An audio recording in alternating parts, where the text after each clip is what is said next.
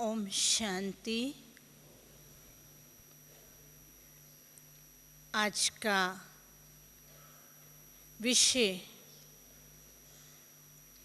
ईश्वरीय जीवन में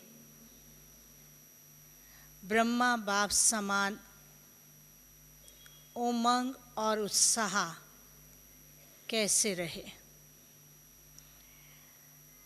जब हमने ये विषय सुना तो मन में आया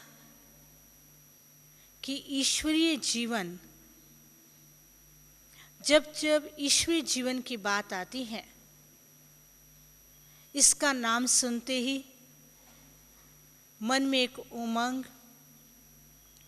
एक खुशी, आनंद, अतीन्द्रिय सुख की अनुभूति का अनुभव होता है। क्योंकि ईश्वरीय जीवन एक ऐसा जीवन है जो भौतिक जीवन से ऊंच है, अलौकिक है, जिसे दुनिया के लोग एक महान व्यक्ति के रूप में उसे देखते हैं। ईश्वरीय जीवन खुशियों से संपन्न है, अलौकिक शक्तियों से संपन्न है और ईश्वरीय जीवन के अंदर कई प्रकार की अलौकिक अनुभूतियां हैं। तो जब ईश्वरीय जीवन के अंदर हमें ब्रह्मा बाप के समान अपने जीवन में उमंग और उत्साह को लाना है, तो ईश्वरीय जीवन ही दिखलाता है। ईश्वरीय जीवन ही हमारे जीवन का एक सिंबल है कि हमारे जीवन के अंदर सदा काल का अलौकिक उमंग और उत्साह है। जब जब हम बाबा के बच्चों को देखते हैं, उन बच्चों के जीवन के अंदर क्या अलौकिक खुशी है, जीवन के अंदर सदा खुशी है, ईश्वरीय नशा है। और उन्हें बाहर वाले लोग जब देखते हैं, उन्हें भी यही लगता है कि इन्हें ना जाने कौन सी प्राप्ति हुई है। रहते साधारण हैं, रहते दुनिया में हैं, अपना कारोबार करते हैं, लेकिन इनके जीवन के अंदर संतोष, दिव्यता, अलौकिकता और आंतरिक खुशी को देखकर उन्हें ऐसा महसूस होता है कि इनके पास कुछ न कुछ अलौकिक शक्ति है। वो लोग समझते हैं कि कुछ अलौकिक शक्ति है, लेकिन हम बाबा के बच्चे समझते हैं कि बाबा ने हमारा हाथ पकड़ा है, बाबा हमारा साथी है, बाबा हमारा बैकबोन है, बाबा हमारे कदम को आगे बढ़ा रहा है, बाबा हमें आगे बढ़ा रहा है। इस खुशी के कारण हमारे जीवन के अंदर अलौकिकता है, संपन्नता है और जीवन में संतोष आता है। और ईश्वरीय परिवार को देखते हुए ऐसा लगता है कि हर समय बाबा का हर बच्चा खुशी में झूम रहा है, उमंग में उड़ रहा है, जिसको बाबा कहते हैं ना, उमंग और उत्साह के पंख लगा करके उड़ते चलो। तो अगर वो उड़ता हुआ स्वरूप देखना है, या जिसको बाबा कहते हैं फरिश्ता रूप में चलो, वो रूप देखना हो, तो बाबा के बच्चों को देखो, इस अलौकिक परिवार को देखो, इस ईश्वरीय परिवार को देखो। लेकिन आज ये जो विषय रखा गया है कि ईश्वरीय जीवन के अंदर ब्रह्मा बाप के समान जीवन में उमंग और उत्साह कैसे हो। क्योंकि देखा गया है, जैसे ही हम बच्चों ने बाबा को पहचाना, बाबा से अपना संबंध जोड़ा, उस समय के दृश्य को आप याद करो। हर एक अगर उस समय के दृश्य को देखे, उस समय ऐसा लगता था कि बाबा अपने साथ हैं और इतनी खुशी, उस खुशी में झूमते रहते थे और गीत गाते थे कि पाना था जो पा लिया, अब बाकी क्या रहा। और वो खुशी, उमंग हमारे जीवन के अंदर ऐसा आधार बन गया जिसका परिणाम यही हुआ कि हमारे कई प्रकार के बंधन टूटे, लौकिक बंधन टूटे, कई प्रकार के मोह की बातें छूट गई, कई प्रकार के दुख दूर हो गए और बाबा साथी मिल गया। तो जो हमारे अंदर उमंग और उत्साह था, लेकिन अभी वो उमंग और उत्साह क्या हमारे जीवन में कायम है या नहीं, या ब्रह्मा बाप के समान हमारे जीवन के अंदर वही खुशी सदा काल की और सदा खुशी में झूमते हुए और जीवन में हर कदम आगे बढ़ता जा रहा या नहीं, उसको अब हम अपने आप से चेक करें। जब हम ब्रह्मा बाप के समान कहते हैं तो हमें ये देखना होगा कि ब्रह्मा बाबा ने अपने जीवन में किन किन बातों को लाया, किन किन बातों पर विशेष अटेंशन दिया और किन बातों के आधार से न केवल अपने जीवन के अंदर उमंग और उत्साह को बढ़ाया, अपितु हर ब्राह्मण परिवार के बच्चे के अंदर उनके जीवन में उमंग और उत्साह को बढ़ाया। तो उमंग और उत्साह हमारे जीवन की एक आधारशिला है। उमंग और उत्साह ब्राह्मण जीवन का एक अलौकिक धारा है। उमंग और उत्साह ब्राह्मण जीवन का एक विशेष शक्ति है, एक ताकत है, एक एनर्जी है। अब उस शक्ति को, एनर्जी को हम कैसे अपने पास कायम रखें, उसके लिए हमें किन बातों का ध्यान रखना है। तो बाबा के जीवन में हमने देखा कि बाबा कभी भी अपने जीवन के अंदर निरुत्साहित नहीं हुए और हर कदम पर आगे बढ़ते रहे और दूसरों को बढ़ाते रहे। उसका पहला आधार ये था कि बाबा का, ब्रह्मा बाबा का शिव बाबा में कंप्लीट फेथ, संशय का नाम निशान नहीं। ब्रह्मा बाबा ने कभी ये नहीं कहा कि शिव बाबा ने ये यज्ञ क्यों स्थापन किया, इतने सारे बच्चे आ गए, इनको कौन पालेगा, इनका जिम्मेवार कौन है।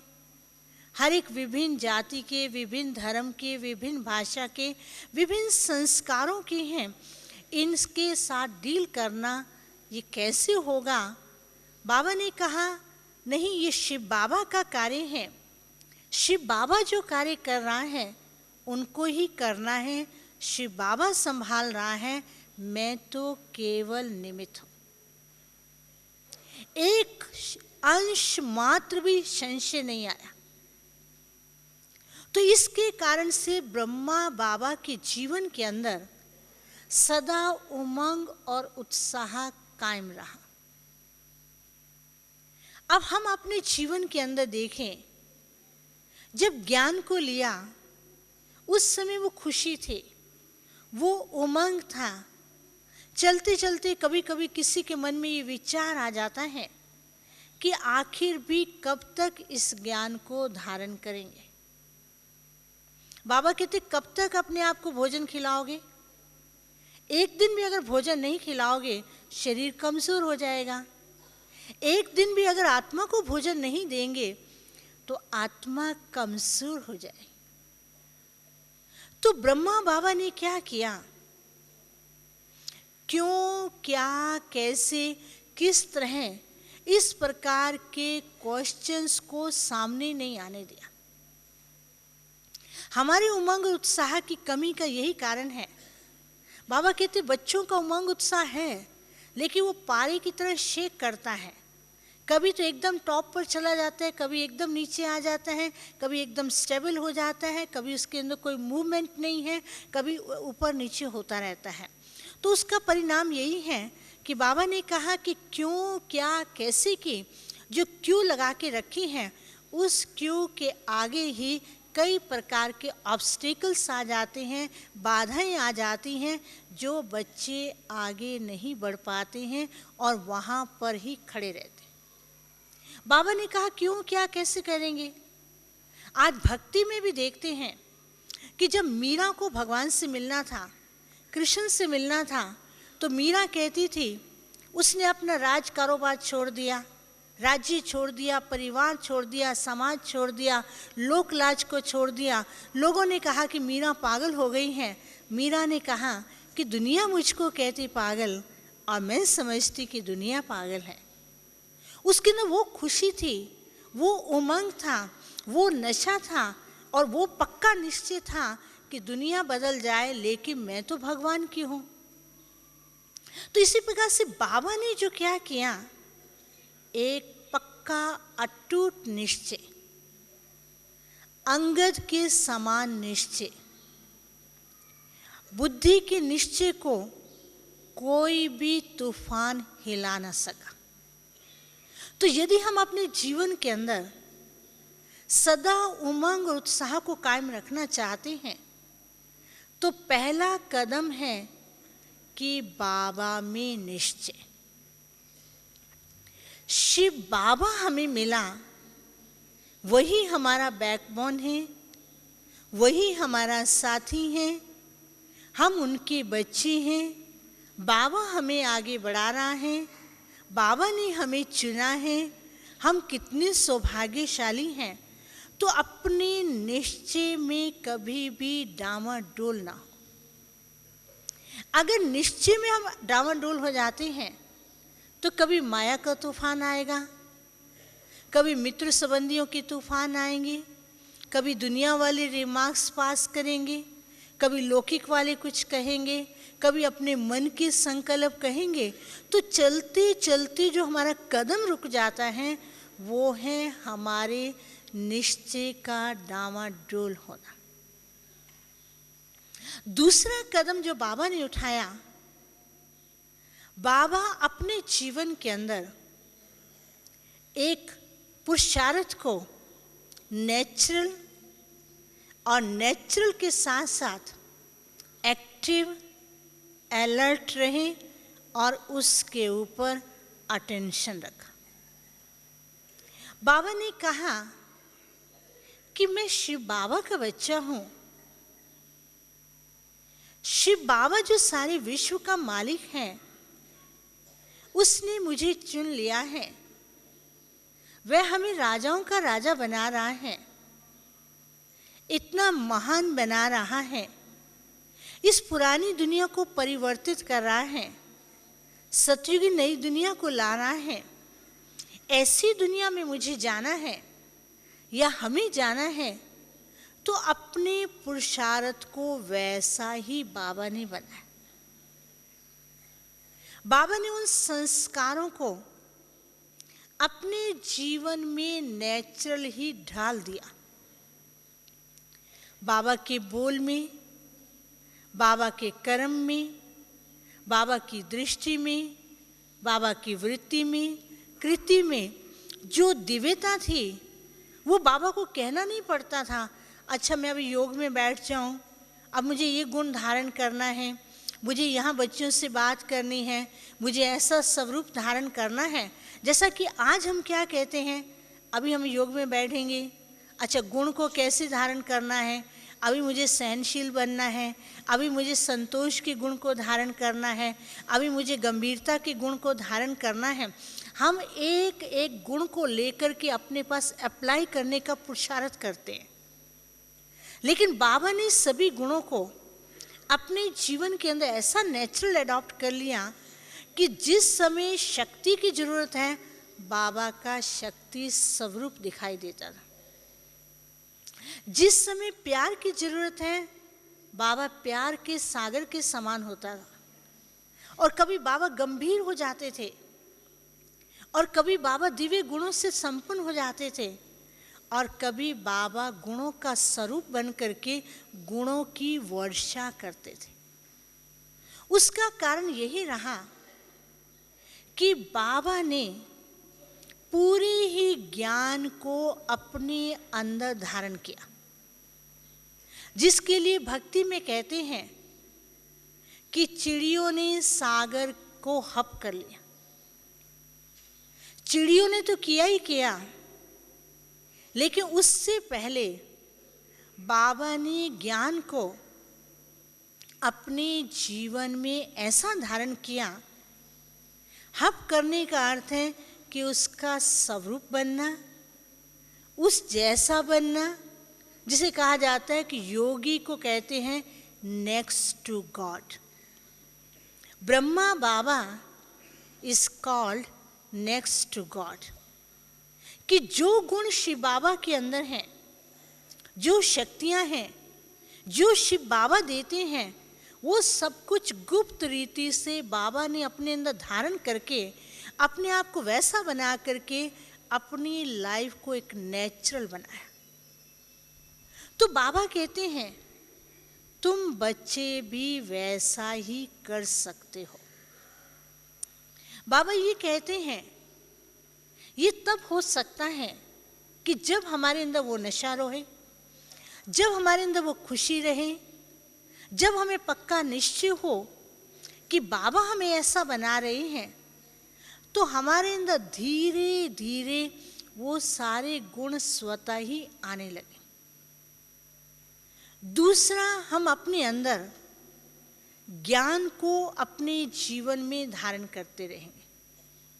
तीसरी बात बाबा ने क्या किया कि अपने ऊपर अटेंशन रखा। एक एक्टिव रहे, एक अलर्ट रहे। बाबा को एक्टिव किस बात में होने की जरूरत थी? बाबा तो संपूर्णता की ओर थे। बाबा हर कदम पर आगे बढ़ते रहे।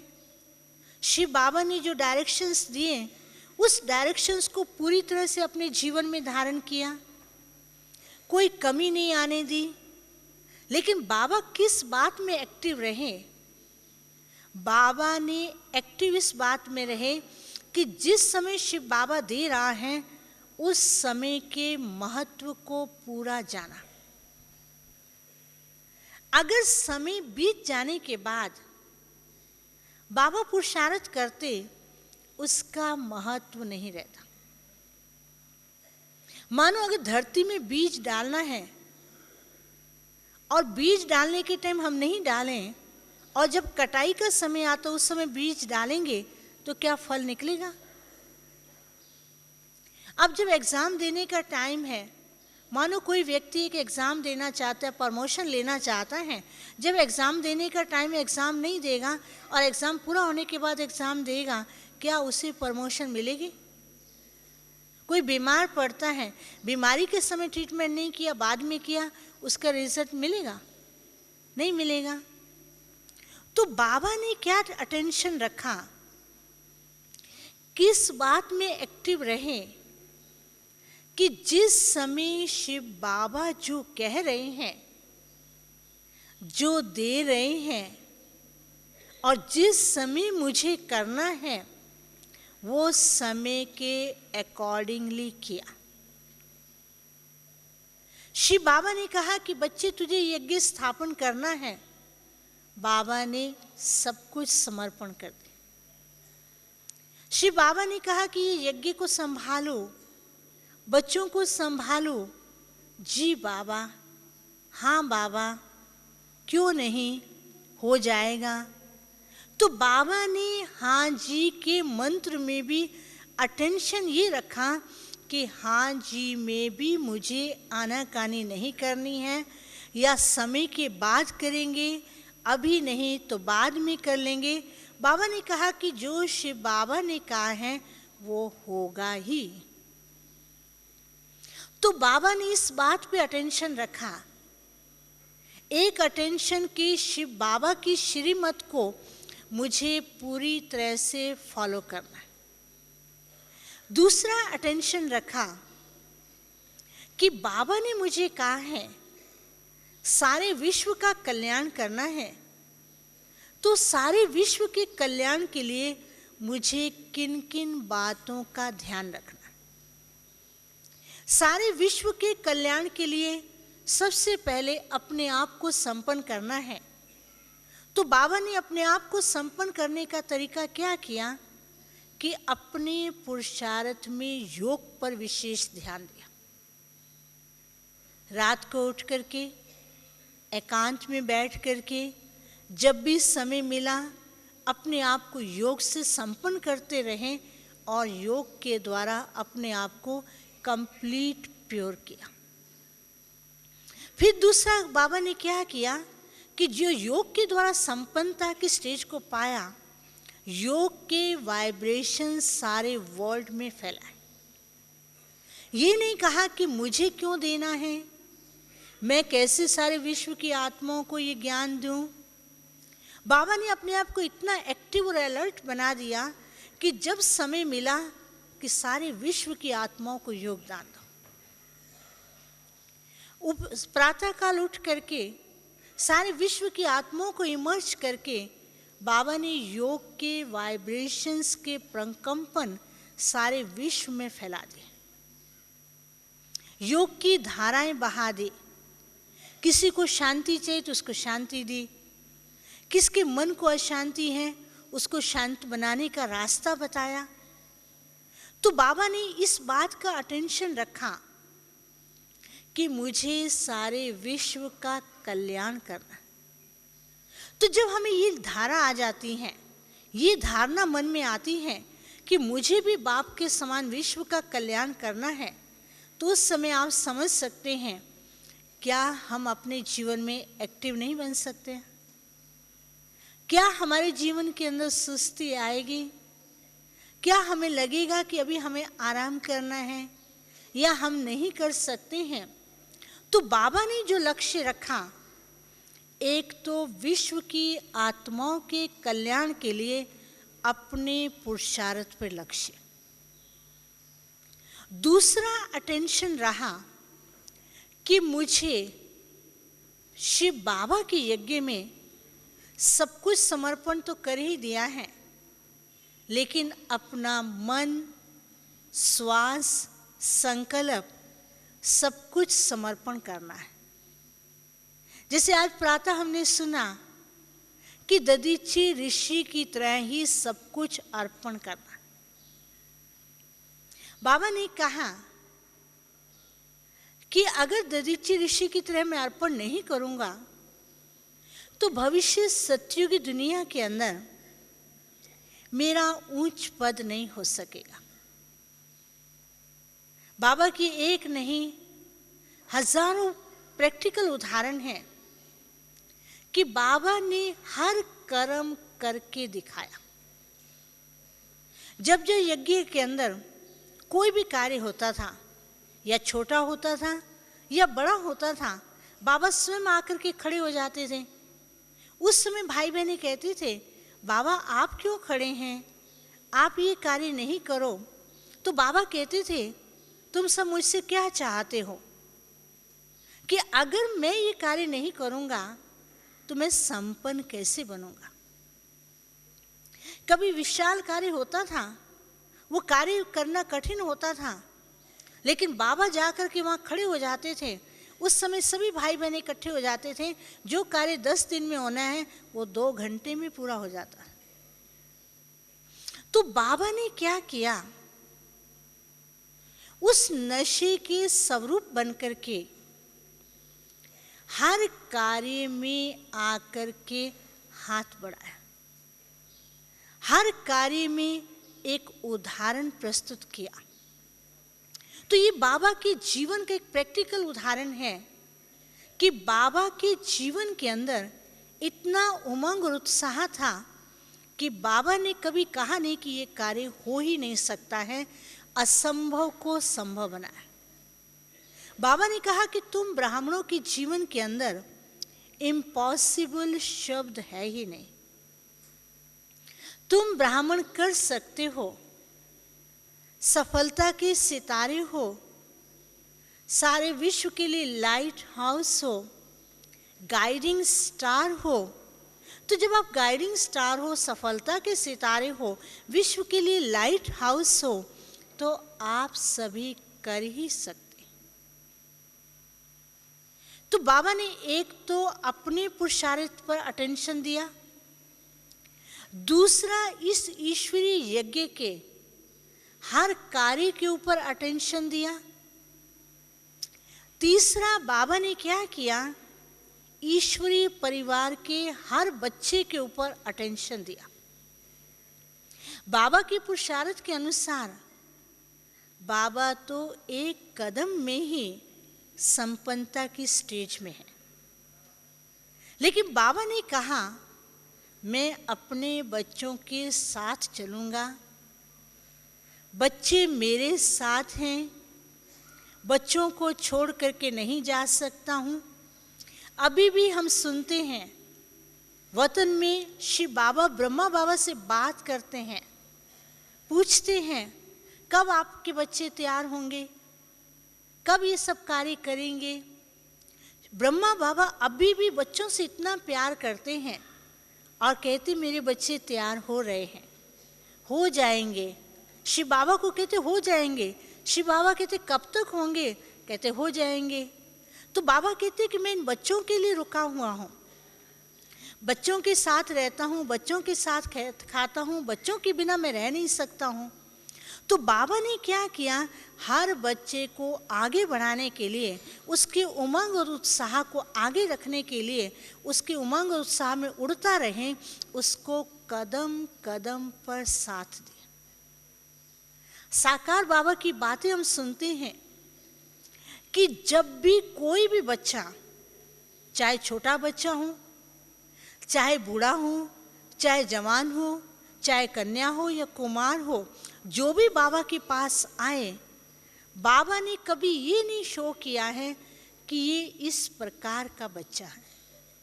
माताएं आती थी तो बाबा उनको इतना स्नेह देते, माता नाचने लग जाती थी। बाबा कहते अरे इन माताओं ने कितनी भक्ति की है, कितनी ठोकरें की हैं, खाई हैं, ये तो मेरी हम जिन्स हैं, गुरुओं ने इनको गिरा दिया है, अब शिव बाबा आए हैं इनको ऊंचा उठाने के लिए। बस बाबा का ये बोल और माताएं जीवन भर के दुख भूल गई। बच्चे आए तो बाबा बच्चे जैसे बन जाते, भाई आए तो बाबा भाइयों को कहते अगर मैं भाई होता तो मैं जाकर के कोने कोने में जाकर के संदेश देता।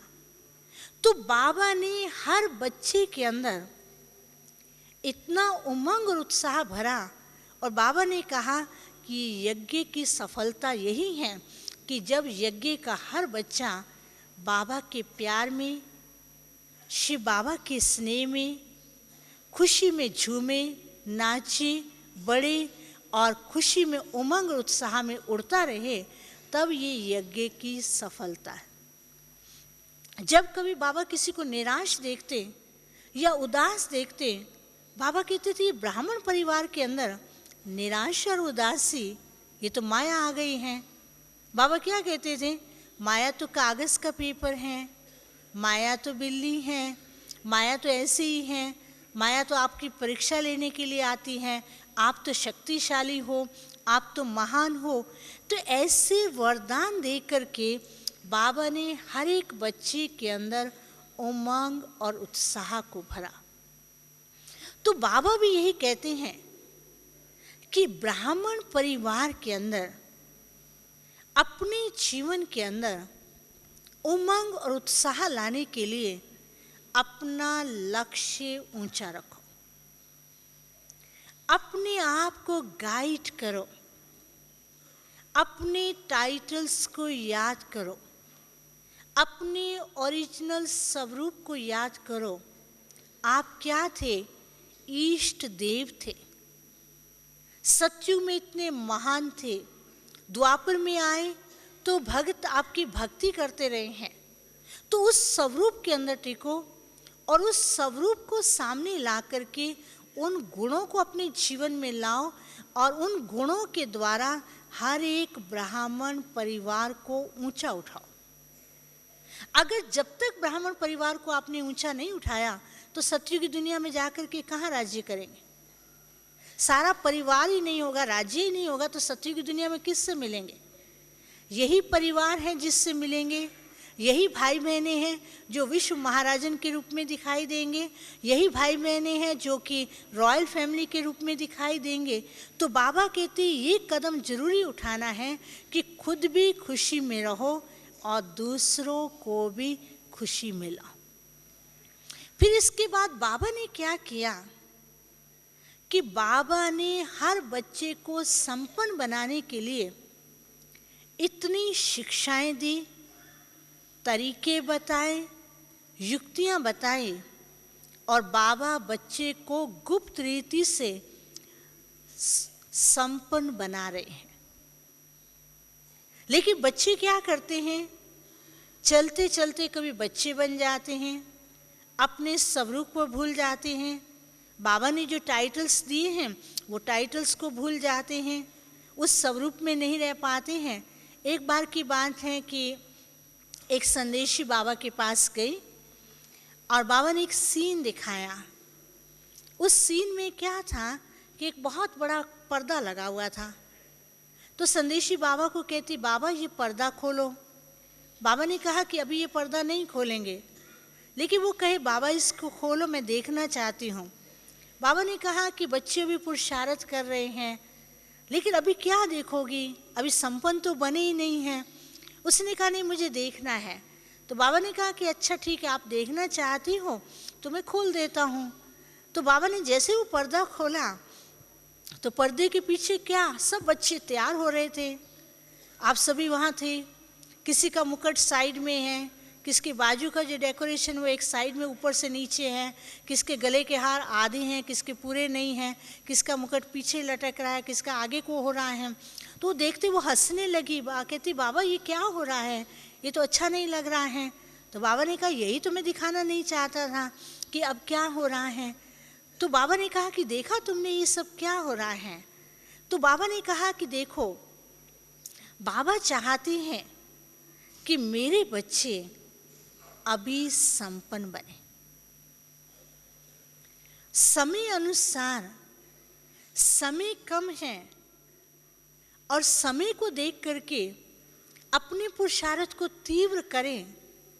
बाबा ने सब साधन रख दिए हैं, लेकिन अलबेलेपन के कारण और सुस्ती के कारण, अपने वास्तविक स्वरूप को न जानने के कारण, समय को न पहचानने के कारण, सब कुछ होते हुए भी अपने आप को वैसे रूप में नहीं ला पाते। तो इसलिए बाबा ने अभी तक ये कर्टन रखा हुआ है। तो बाबा क्या चाहते हैं, बाबा कहते हैं कि बच्चे अगर उमंग और उत्साह लाना है तो समय को सामने रखो। समय पर किया गया कार्य का महत्व है।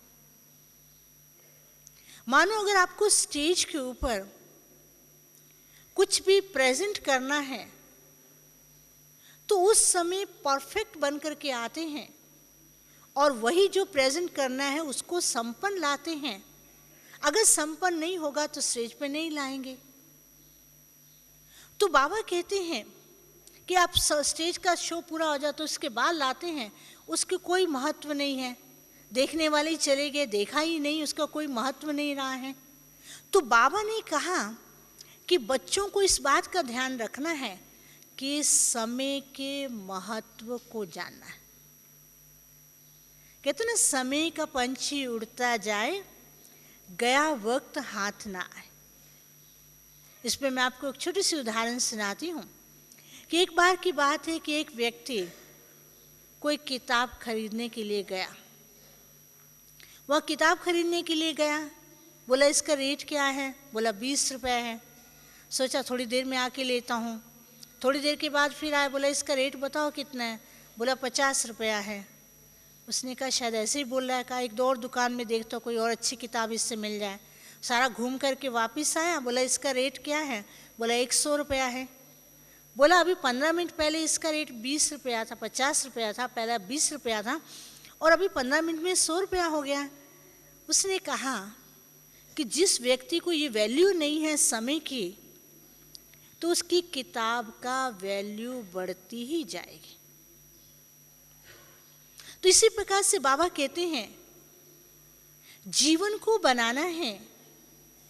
अगर हमें संगम युग के समय का महत्व का वैल्यू नहीं है, बाबा जो खजाने दे रहे हैं उसकी वैल्यू नहीं है, अपने जीवन को बनाने की वैल्यू नहीं है और समय के अनुसार करने की वैल्यू नहीं है, तो समय बीत जाने के बाद वो चीज़ और ही कठिन हो जाती हैं, उसको प्राप्त नहीं कर पाते। वैसे भी भौतिक जगत में देखते हैं, जो चीज़ समय पर मिल रही उस पर नहीं लेते हैं, बाद में लेंगे, सारी दुनिया घूमेंगे, सारा जग घूमेंगे, लेकिन वो चीज़ मिलेगी भी नहीं, मिलेगी पुरानी मिलेगी, खराब मिलेगी, उसको बहुत कुछ चुकाना पड़ता है। तो अब बाबा ने जो हमें समय दिया है, हम इतने सौभाग्यशाली हैं कि हम बाबा से यहाँ अव्यक्त में मिलते हैं, बाबा से मीठी मीठी बातें करते हैं, बाबा हमको ज्ञान रत्नों से भरपूर करते हैं, यहाँ बैठे हुए दृष्टि देते हैं, मंच पर खड़े होकर की दृष्टि देते हैं, बाबा का वरदानी हाथ हमारे सिर के ऊपर होता है, बाबा हमें भरपूर कर रहे हैं। जब बाबा हमें भरपूर कर रहे हैं, उस समय यहाँ बैठे हुए क्या करते हैं? एक इधर देखेगा, एक उधर देखेगा, एक पीछे देखेगा, सोचेगा बाबा तो इसको देख रहा है। अरे बाबा उसको नहीं देख रहा, बाबा हमको देख रहा है। बाबा क्या बोलते हैं कि पीछे बैठा हुआ बच्चा या आगे बैठा हुआ बच्चा, बाबा दोनों को वरदान सेम देते हैं। लेकिन उस समय हमारी बुद्धि अगर इधर से उधर चली गई या वहाँ से वहाँ भाग गई, तो परिणाम क्या होगा कि वरदान हमारे सामने आते हैं, हमारे आगे से क्रॉस करके पीछे को चले जाते हैं और वो पीछे बैठा हुआ व्यक्ति उस वरदान को पा लेता है। लेकिन आज आप ये पक्का करना कि इस अव्यक्त मास में आप सब इतने सौभाग्यशाली हैं, इतने भाग्यशाली हैं कि एक तो बाबा के घर में आए, दूसरा अव्यक्ति दिवस बाबा के संग मिलाएंगे, संग मनाएंगे, तीसरा अव्यक्त बाबा को साकार में देखेंगे, चौथी बात आप देखना, अव्यक्त बाबा में साकार बाबा का स्वरूप दिखाई देगा। आप यहाँ कदम कदम पर बाबा के साथ का अनुभव कर सकते हैं, लेकिन उसके लिए अपने आप को अलर्ट रखना है, एक्टिव रखना है, आलसी नहीं बनना है, क्यों, क्या, कैसे के क्वेश्चंस नहीं लाने हैं। जैसे ब्रह्मा बाबा हर कदम पर शिव बाबा को साथी रख करके कदम कदम पर शिव बाबा के साथ का अनुभव करते रहे, तो वो अनुभव हम इन 2 दिनों में प्राप्त कर सकते हैं। आज के दिन भी हैं, कल का दिन भी है, और जितना आज और कल इन 2 दिन के अंदर आप अपने आप को साइलेंस में रखो, चाहे कोई कितनी भी आवाज़ करे, लेकिन उसकी आवाज़ का भी हमारे ऊपर असर ना आए। उस समय आप देखेंगे कि जीवन के अंदर जो अलौकिक खुशी मिल रही है, जो अलौकिक अनुभूति हो रही है, बाबा के साथ के जो अनुभव प्राप्त हो रहे हैं, वो खजाने ऐसे होंगे जो आप लौकिक में कहीं भी चले जाएंगे, वो खुशी कभी गायब नहीं होगी। फिर बाबा ने दूसरा कदम क्या उठाया? बाबा ने कभी भी अपने पास आलस को नहीं आने दिया। हमारे बाबा के जितने भी बच्चे, किसी के पास आलस नहीं है। योग में भी ठीक है, मुरली में भी ठीक है, सेवा भी करते हैं, सब कुछ करते हैं, लेकिन आलस किस में आती है कि मैं पुरुषार्थ नहीं कर सकता हूँ। ठीक है, आज नहीं कल कर लेंगे, बन तो जाएंगे ही, बाबा के तो बन ही गए हैं, बाबा का हाथ तो पकड़ ही लिया है, सेवा तो कर ही रहे हैं। तो ये जो हल्का सा ढीलापन है, वो हल्का ढीलापन ही धीरे धीरे आलस को लाता है, जिसको बाबा कहते हैं कि डनलप के गद्दे पर सो जाते। डनलप के गद्दे पर सो गए तो सो ही जाते हैं, फिर उठने का मन नहीं करता है, फिर उसी धारा में बह जाते। तो बाबा ने कहा कि आलस को खत्म करने का एक तरीका है कि आप सभी बहती हुई ज्ञान गंगा बनो। खड़े हुए तालाब नहीं, खड़े हुए नाले नहीं। अगर खड़े हुए नाले या तालाब बन गए, उसमें मच्छी भी आएगी, मक्खी भी आएगी, लोग कचरा भी डाल देंगे और उसमें बदबू भी आने लगेगी। तो इसके लिए बाबा ने क्या किया कि हर समय अपने आप को ज्ञान के मंथन करने में व्यस्त रखा, जिसके लिए बाबा ने कहा कि ज्ञान सागर मंथन करो। ज्ञान सागर मंथन करने से अमूल्य रत्न को अपने पास रखो और अमूल्य रत्नों को जमा करते जाओ। तो बाबा ने इसके लिए क्या किया, पुरुषार्थ में और सेवा में नवीनता लाते रहे। बाबा ने कभी नहीं कहा कि आज बाबा बच्चों से नहीं मिलेंगे। बाबा ने सेवा का साधन शुरू में कैसे रखा था कि बच्चे कोई रास्ते में मिलता उसको ज्ञान सुनाओ, बैच पे समझाओ, चित्र पे समझाओ। फिर बाबा ने कहा नहीं ये तो प्रोजेक्टर शो करो। फिर बाबा ने कहा नहीं एग्जीबिशन करो। एग्जीबिशन के बाद बोला बहुत बड़े बड़े म्यूजियम बनाओ। म्यूजियम के बाद बाबा ने कहा कि नहीं अभी तो पूरे वर्ल्ड में ज्ञान दो, अब सारे विश्व की आत्माओं को दो, विश्व की कोई भी आत्मा नहीं रही। तो बाबा ने सेवा के इतने साधन हमारे पास रख दिए कि उस साधनों को भी अगर हम प्रयोग में लाते हैं, सेवा में लगते हैं, तो कोई भी ऐसा कारण नहीं है कि हमारे जीवन के अंदर उमंग और उत्साह की कमी हो। तो बाबा ने एक तो सेवा के साधनों के द्वारा अपने जीवन में उमंग और उत्साह को कायम करने के लिए अनेक तरीके दिए। दूसरा, अपने आप को उमंग और उत्साह में लाने के लिए बाबा ने क्या कहा, अपने मन को सेवा में लगाओ। फिर बाबा ने कहा कि अपने आप से स्नेह करो, अपने आप से प्यार करो, जिसको बाबा ने कहा कि लव और ला का बैलेंस रखो। लव का अर्थ क्या बताया बाबा ने कि बाबा से प्यार, शिव बाबा से प्यार और अपने से प्यार, अर्थात जो शिव बाबा कहता है वैसा रूप बनना। तो बाबा ने लव और ला का बैलेंस क्या रखा, शिव बाबा से अति प्यार किया और अपने से क्या प्यार किया कि अपनी हर कमी को निकाल दिया। तो बाबा कहते अपने आप से प्यार करना मीन्स अपने जीवन के अंदर जो बाधाएं आती हैं, जो कमजोरियां आती हैं, जो कमजोर संकल्प आते हैं, चलते चलते उदासी आती है, निराशा आती है, उन सब बातों को किनारा करके स्वच्छ बन के अपने मन में शक्तिशाली बन के बाबा का सपूत बच्चा बनना। फिर लाफुल किस लिए बाबा ने बोला, लाफुल बाबा ने किस लिए किया, बाबा कभी बच्चों के लिए लाफुल नहीं बने। बाबा का कोई भी उदाहरण ऐसा नहीं है कि बाबा ने कभी बच्चों को ला दिखाया हो। कई बार भाई बहनें बताते हैं कि कोई भूल हो जाती थी, बाबा के सामने जाते थे, बाबा आज मेरे से भूल हो गई है।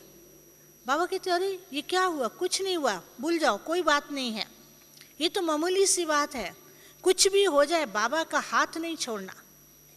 कोई चीज़ गिर गई, बाबा ने कहा चीज़ गिरी है ना, लेकिन तुम ज्ञान में से नहीं गिरना। कोई कहे बाबा आज मैं पुरुषार्थ नहीं कर पाया हूँ, बाबा ने कहा शिव बाबा का हाथ पकड़ो चलो। तो बाबा ने बच्चों के प्रति प्यार दिखाया, लेकिन ला सब कुछ अपने पे अप्लाई किया। बाबा की साकार की बातें सुने, ज्ञान से पहले की बात सुने। बाबा की सुनी होगी, बाबा ने कैसे एक बार कचहरी रची, बोला ये मन, ये आंखें, ये बुद्धि, ये दृष्टि, ये हाथ कहाँ जाते हैं, मन तुम इधर क्यों जाता है। ये सुनिए ना आप सबने कि बाबा ने किस प्रकार से एक कचहरी बनाई और कचहरी में मन को कहा, मन तुम इधर नहीं जा सकता है, तुमने ये गलत काम किया, अगर तुम इधर गया तो तुम्हें सजा मिलेगी, ये आंखें पवित्र होनी चाहिए। तो बाबा अपने लिए, अपने संकल्पों पे, अपनी वृत्ति पे, अपनी दृष्टि को नियम के अनुसार, बाबा की शिक्षाओं के अनुसार उसको वैसा ही चलाया कि कोई भी नियम के विरुद्ध नहीं जाए। तो हम क्या करते हैं, ला को छोड़ करके पुरुषार्थ में लवफुल बन जाते हैं।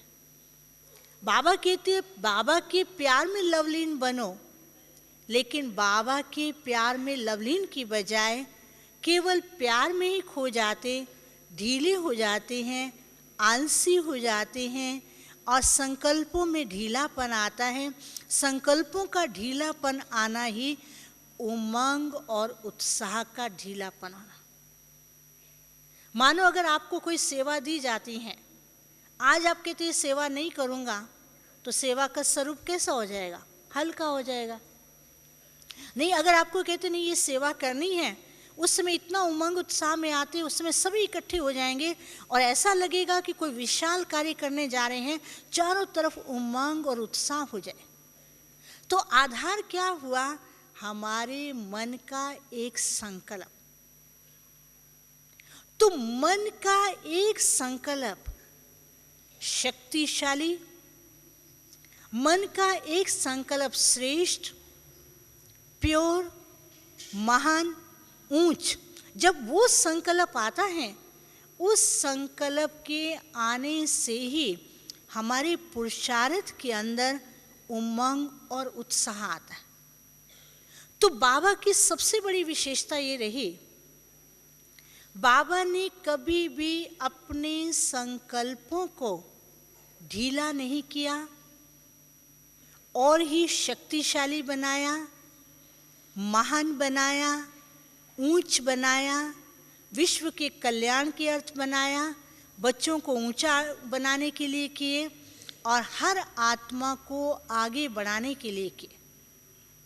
बाबा के सामने कोई कैसा भी आता था, बाबा उसके अवगुण को ना देख करके, उसकी कमजोरी को ना देख करके, उसके गुण को देख करके उसको आगे बढ़ा। बाबा कहते थे बच्चे तुम्हारे अंदर ये गुण है, तुम क्या नहीं कर सकते हो। तो बाबा कहते थे उसके गुण को देखना मीन्स अपने अंदर गुण लाना। एक बार बाबा ने बताया था कि मानो अगर आप किसी के बारे में अच्छी बात सोच रहे हैं, तो सोचना मीन्स ही वो अच्छी बात आपके अंदर आना। अगर दूसरे के बारे में वैसा सोच रहे हैं तो वैसा ही स्वरूप बन जाता है। तो बाबा ने जो हमारे अंदर ये उदाहरण प्रस्तुत किया, उसके जो स्टेप्स मैंने आपको बताया, एक बार मैं रिपीट करके फिर इसको पूरा करती हूँ, क्योंकि अभी क्लास का टाइम हो चुका है, दूसरी क्लास का। तो अपने जीवन के अंदर उमंग और उत्साह को लाने के लिए जो स्टेप्स को हमें अपने सामने लाना है, पहला है एक तो नेचुरल और इजी योगी,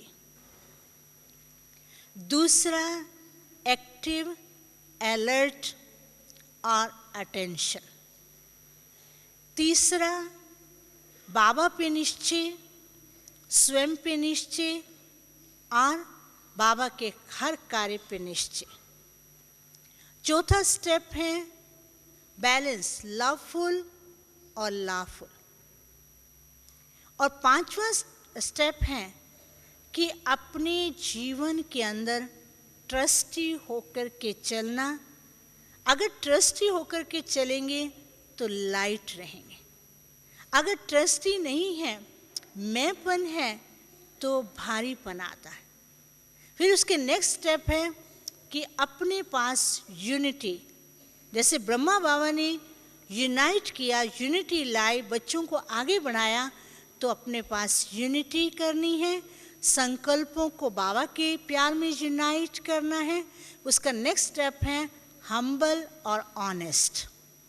अच्छा, ओम शांति। अभी हम सभी बाबा की याद में 2 मिनट बैठेंगे और उसके बाद आपका दूसरा क्लास होने वाला है। ओम शांति।